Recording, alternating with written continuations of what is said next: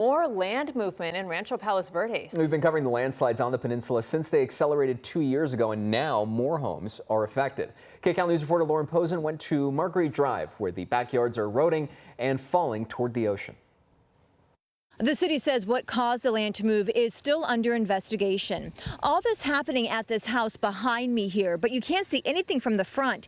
That's because it actually happened in the backyard. So what we did for you is we sent SkyCal up so you could get a bird's eye view of the damage. Land movement isn't unusual for Rancho Palos Verdes, but when it happens, it's taken seriously. The view from SkyCal really gives you a clear look at the scene behind these homes on Marguerite Drive. There's a large section of land that slid down behind several homes. You can even spot what looks like backyard furniture toppled over, dragged down with the soil. LA County Fire says they were called out Saturday night and found that about 300 to 400 linear feet of slope had given way, dropping nearly 50 to 60 feet toward the coastline. This morning, a geologist, firefighters, and the city's building inspector came back out to investigate. The city says the slide caused a lot of soil movement and damaged several backyards, but not enough to trigger evacuations. They're calling it an isolated incident and say it's not connected to the Portuguese Bend landslide complex that's about 4 miles southeast, where homes there have taken serious damage.